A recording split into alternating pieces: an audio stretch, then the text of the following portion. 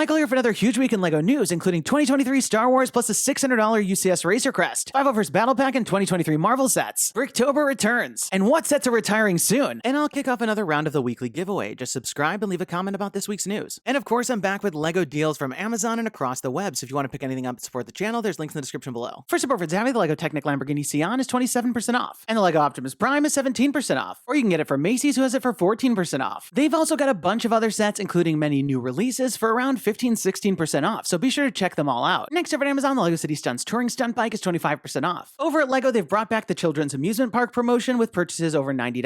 So if you want to pick up any of these deals and more and support the channel, there's links in the description below. Next up, thanks to TalkBricks, we got a ton of news about the 2023 Star Wars sets, plus the UCS Razor Crest. Originally teased at LEGOCon, the UCS Razor Crest will be releasing on October 3rd for VIPs with a regular release on October 8th. The set is said to include 6,187 pieces and retail for a whopping $600. And it'll be huge at over 28 inches long. You can access the interior from the side panels or removing the two large engines in the whole top. Inside, there's a cargo compartment and weapons locker, a minifigure-sized carbon freezing chamber, as well as a removable escape pod, which all honestly sounds awesome. Unlike previous UCS sets, there's no display stand, but there will be the traditional display plaque, plus a spot for the minifigures. Included will have the Mandalorian in his original armor, unlike the Beskar armor that we see him in all the time now, though this version will be exclusive with arm printing. Also included will have the child in his white pram, which might look like the one from the Advent calendar. Also included will be the Mithril with a new headpiece. Plus this set will also include Quill, though he'll have a new head compared to the one we saw in the video game. And he'll be riding atop a brick-built blurg, which is said to look like the brick-built Dewback that we got in that Microfighter 2-pack. At $600, this set will sit in between the Titanic and the Colosseum, though it'll feature thousands of parts less than either. But I think it'll be interesting to see, as it's even larger than the gunship, and I think it's gonna have so many awesome details packed in. Moving on to 2023 sets, we've got more news about the 501st Battle Pack. Unlike the previous set, this will be a traditional battle pack with 119 pieces retailing for $20, and it's all specialist troopers, who are based on the Battlefront 2 game, like the Inferno Squad battle pack we got previously. Included will have a 501st officer with the updated helmet with a rangefinder, plus a blue belt and the comma printed on the legs. Next, we'll also have two of the 501st heavy troopers with the visors in dark blue. There'll be a printed strap on the torso, though no shoulder bag or backpack. Finally, we'll have a 501st specialist with yellow markings on the torso and a new piece for the macro binoculars. As for the build, there'll be a small version of the AV-7 anti-vehicle cannon. Next up, the TIE Bomber will feature 625 pieces and retail for $65. The set is said to be similar in size to the 2003 version, however it's going to be in the black and gray color scheme that we know from recent models. Included will have the TIE Pilot, Darth Vader, and a Gonk droid. But the fourth figure that's rumored now is the Imperial Officer Rey Sloane. This character is well known from the books and the comics, but it's great to see that we'll be getting some new characters here in this set. Next up, we've got updates about the Boba Fett Starship Microfighter, which features 85 parts and will retail for $10. This set will feature Boba Fett in his updated armor, though it won't feature the rotating cockpit mechanism. Next, also thanks to TalkBricks, we've got details of the 2023 sets from Marvel. First up, for the Miles Morales vs. Morbius set, it turns out that Morbius will be rocking a car this time around. And I'm curious what this Morbin Mobile might look like. And now that Morbius will have a car, it reminds me a lot of the Spider-Jet vs. Venom mech set, as I imagine Miles will have another mech this time around as a face-off. It's also said the two minifigures will be based off their comic book appearances. As for the rumored Ghost Rider set, which will be $35, it's said to include a mech and a bike, but it's unclear if it might even be some sort of transformer, which would honestly be pretty cool. Next up, it turns out we're getting a $90 set from the Marvels. This set that we got from the first Captain Marvel movie was only $30, so they're definitely taking it up a notch with now 3 Marvels. And I'm curious to see what this set might turn out to look like. But the good news is that we should get new minifigures for Captain Marvel, Ms. Marvel, Kamala Khan, as well as Photon, Monica Rambeau. We also have word that we'll now be getting one $30 set from Ant-Man and the Wasp Quantumania. This is exciting as it's actually the most expensive Ant-Man set yet. I'm also hopeful we'll get new minifigures for Ant-Man, the Wasp, as well as Stature new for this movie. And I'd also expect we'd finally get a minifigure for Kang. For the Infinity Saga, it said we'll be getting a remake of the Quinjet from the first Avengers movie, which might include the 6 original Avengers characters from the Battle of New York. And we'll also be getting the Hulkbuster, the Battle of Wakanda, which will retail for $50. Straight out of Infinity War, it'll feature an updated build for the Hulkbuster Mark II, and likely feature the Bruce Banner minifigure. TalkBricks confirm we'll be getting 3 Spidey and His Amazing Friends sets for $10, $35, and $50. And while the 4+ line isn't for everyone, Season 2 does feature plenty of new characters that would be fun to get as minifigures. Next up, Bricktober is back, at least in Asia. This year, there are 4 sets highlighting classic themes, and each of the builds feature a coin-operated ride similar to the Space Rocket Ride LEGO Ideas gift with purchase that we got previously. The 4 rides are based off of space,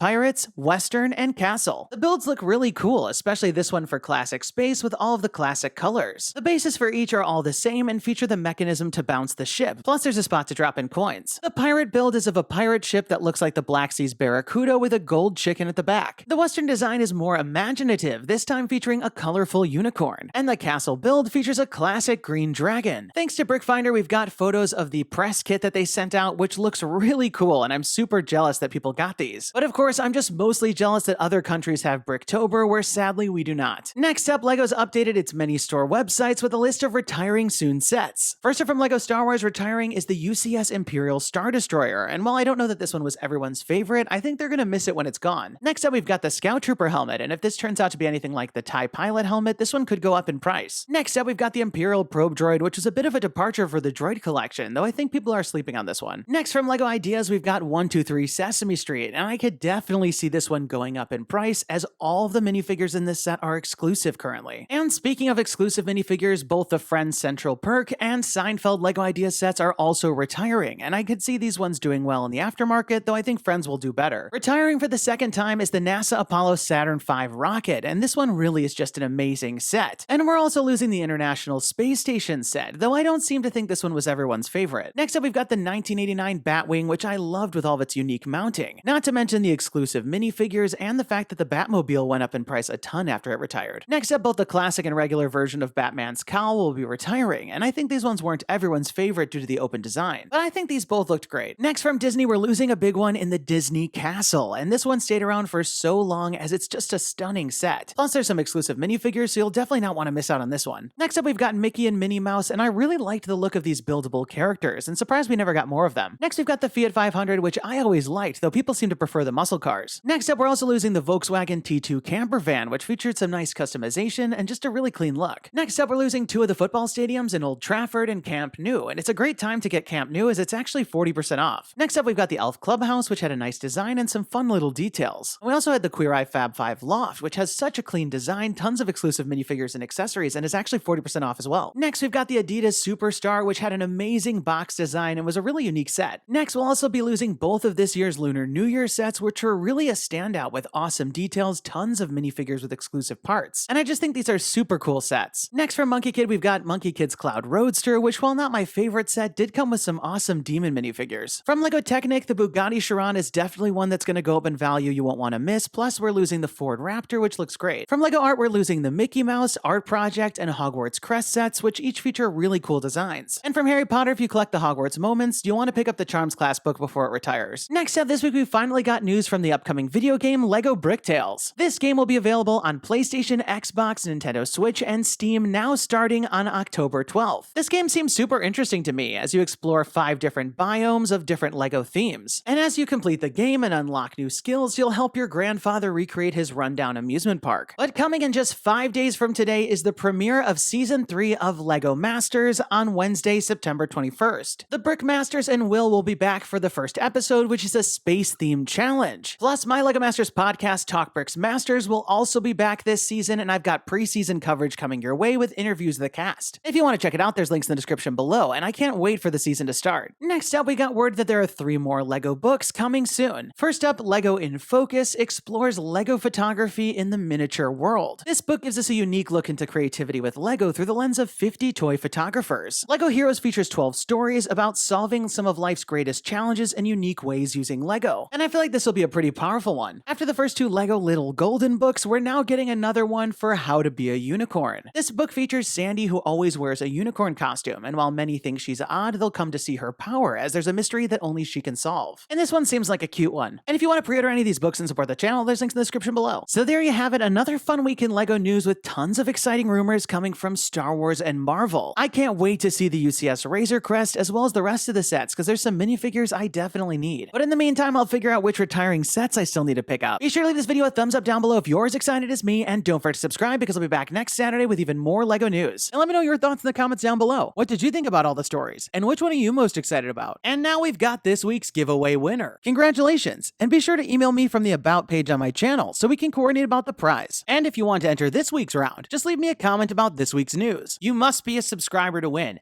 And definitely turn on notifications to find out when my next video is posted, because I'll be announcing the winners at the end of some of the videos. That's all the time we've got for today. Thanks, and have a good one! Michael here, clicking to watch last week's video featuring Black Panther, Captain Rex, Skywalker Saga, DLC, and so much more. And don't forget to subscribe.